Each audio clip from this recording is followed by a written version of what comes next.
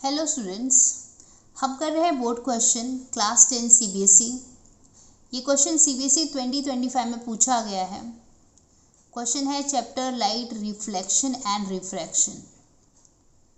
Question कहता है redraw the path of a रे of light through the three media if the ray of light starting from medium A falls on the medium B। Okay तो देखो यहाँ पर हमें already एक diagram दिया हुआ है, ठीक है। अब हमें बोलता है इसको रीड्रॉ करो, राइट।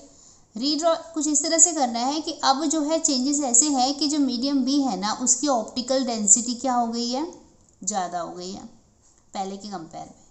अब अगर पहला वाला डायग्राम देखें तो यहाँ पर जब लाइट रे मीडियम ए से मीडियम बी जाती है तो बेंडिंग नहीं है, राइट।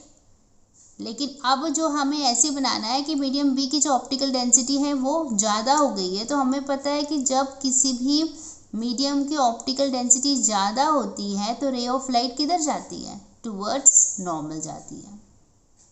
और ये डायग्राम देख के हमें ये समझ में आ रहा है कि ऑप्टिकल डेंसिटी ऑफ मीडियम ए और मीडियम बी क्या है, सेम है, इक्वल है, क्योंकि यहाँ पे बेंडिंग नहीं है ना। मीडियम ए से जब मीडियम बी में लाइट आ रही है तो यहाँ पे कोई बेंडिंग नहीं है।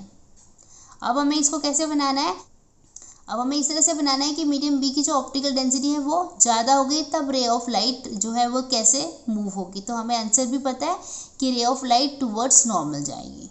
तो चलिए शुरू करते हैं।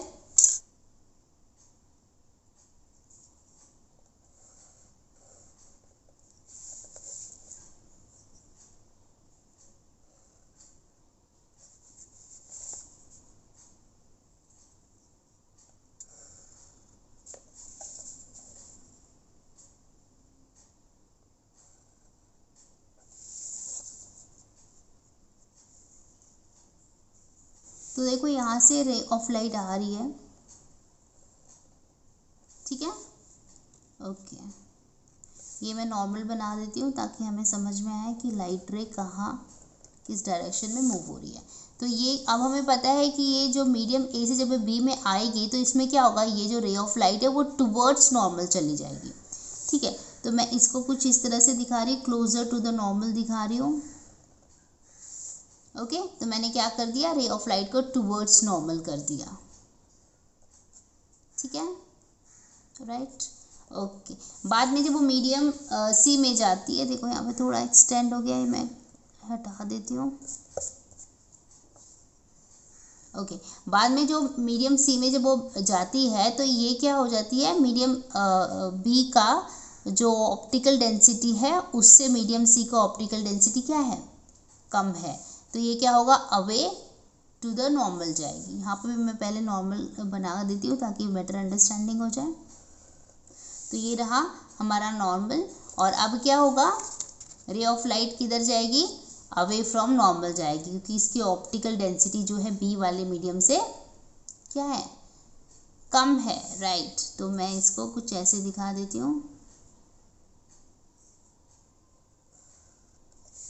ठीक है। तो ये हमारा डायग्राम होगा, मीडियम मैं लिख देती हूँ, ये आपका पहला वाला है मीडियम ए है, दूसरा वाला मीडियम बी है, और ये जो तीसरा वाला है वो है हमारा medium C, okay. So this is the case, यहाँ पे डायग्राम ऐसा होगा जब optical density of medium B will be more than medium A and medium C, ठीक है। अगला क्वेश्चन देख लेते हैं क्या है। अगला क्वेश्चन है the ray falls normally from medium A to medium B. मतलब देखो यहाँ पर जो रे ऑफ लाइट है वो नॉर्मली जा रही है from medium A to medium B. अब ये नॉर्मली का मतलब क्या होता है, नॉर्मली का मतलब ये होता है कि रे ऑफ लाइट जो है वो परपेंडिकुलर टू द सरफेस है, ओके। तो चलो पहले हम इसको ड्रॉ कर लेते हैं।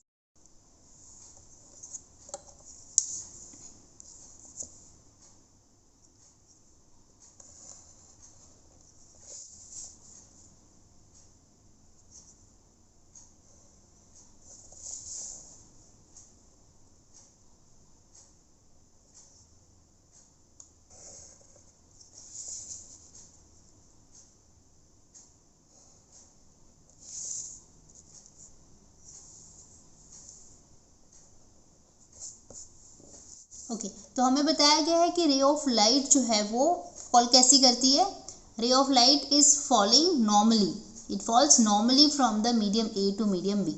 तो मतलब फॉल्स नॉर्मली मतलब परपेंडिकुलर जाती है सरफेस के। तो लाइट कुछ इस तरह से सीधी चली जाएगी, there will be no bending at all, right. तो हम इसको ऐसे दिखा देंगे, ये रहा हमारा मीडियम ए, ये रहा हमारा मीडियम बी और ये रहा हमारा medium C. This is the required diagram, ray diagram. तो जब भी लाइट जो है वो नॉर्मली जाती है मीडियम के, तो देयर इज नो बेंडिंग, तो हम स्ट्रेट लाइन में हमें इसको दिखाना है। आई होप आपको समझ में आया। Keep watching, keep learning. Thank you, bye bye.